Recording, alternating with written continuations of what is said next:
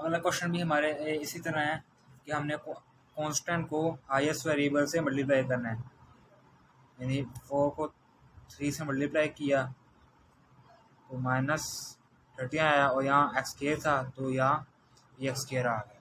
ठीक है, अब हमने इसको इस तरह अब इसे इस तरह तोड़ना है कि इस तरह आए। अगर प्लस माइनस करें तो ये आए, मल्टीप्लाई करें तो ये आए। अब हम ये 2 मल्टीप्लाई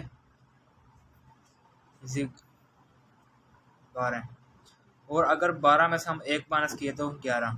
अब ये रिक्वायर नहीं है तो हम क्या करेंगे कि 2 मल्टीप्लाई 6 ये भी 12 है।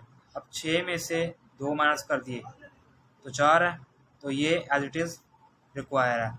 अब यहाँ बड़ी रकम ये है तो यहाँ इसका साइन क्या है, माइनस है, तो हम माइनस लेके बड़ी रकम ये है 6 को 7 लिख देंगे और यहाँ एक्स है, एक्स 7। अब हम अगर माइनस करेंगे तो माइनस माइनस जुड़ जाएंगे और 8 हो जाएगा। हमें माइनस नहीं चाहिए, हम क्या करेंगे माइनस से +2x। अब जब -6 में से +2 निकल जाएंगे तो -4x बच जाएगा और ये इनका रोला नहीं था, ये एज इट इज़ वैसे के वैसे लिखे जाएंगे। ठीक है, अब यहाँ 3 रकमें x की हैं और ये बेचारा बैठा हुआ है तो हम क्या करेंगे 2 पार्ट इसके बना लेंगे। इस पार्ट में 2 आ रहा है, 2 इसके बारे में भी है, इसके बारे में भी आता है और x कॉमन आ रहा है तो हम क्या करेंगे 2 को कॉमन ले लिया, 2 और x हमने ले लिया। अब 2 है, 2 1 2 2 4 तो 2 यहाँ आ गया, डिवाइड किया और एक x निकाल लिया तो x बच गए। अब यहाँ माइनस है, माइनस हमने लिख दिया। 2 को 6 का मल्टीप्लाई डिवाइड किया तो 3 आ गया। अब 1x निकाल लिया तो कुछ भी नहीं बचा, ये वैसे का वैसे। अब इसमें से कोई चीज़ कॉमन नहीं आ रही, जिसका कोई कॉमन नहीं था उसका 1 कॉमन होता है तो हम +1 ये कॉमन ले लिखते हैं, यहाँ प्लस है तो ये वैसे का वैसे लिख दिया।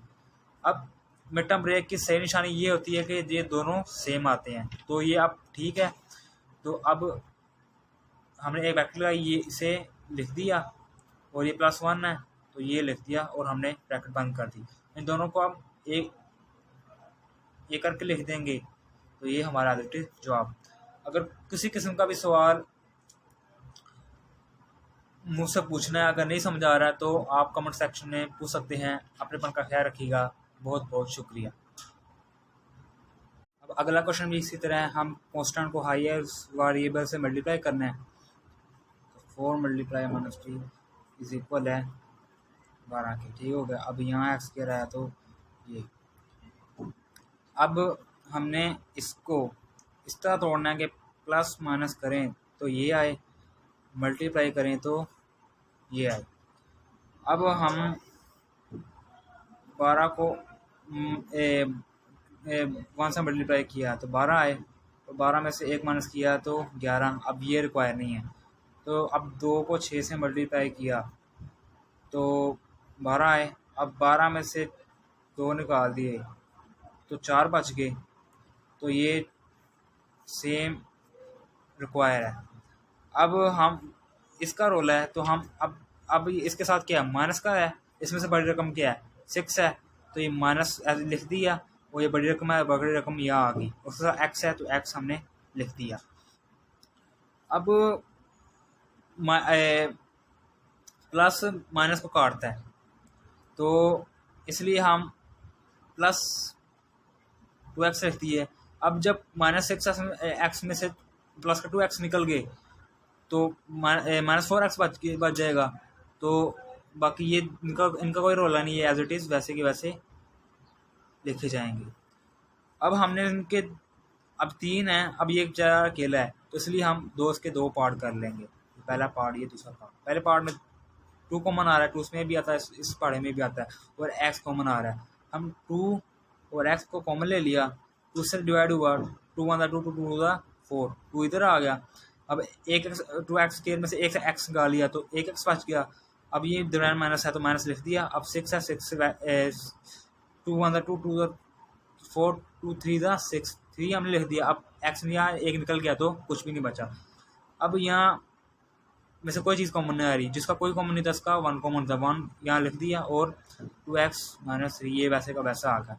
अब मिड टर्म ब्रेक की सही निशानी ये होती है कि इसके दोनों जो होते हैं ना ये सेम आते हैं। अब ये हमारा सेम है, 2x हमने लिख लिया ब्रैकेट में, ठीक है। अब +1 है, इन्हें एक ब्रैकेट में बंद कर दिया, ये 2x यहाँ लिख दिया और +1 यहाँ लिख दिया। अब दोनों को एक करके लिख देना हमने, 2x - 3, और ये हमारा जवाब आया। अगर आपको कोई भी सवाल में अगर परेशानी या प्रॉब्लम है तो आप कमेंट सेक्शन में मुझसे ज़रूर पूछ सकते हैं। अपने मन का ख्याल रखिएगा। बहुत बहुत शुक्रिया।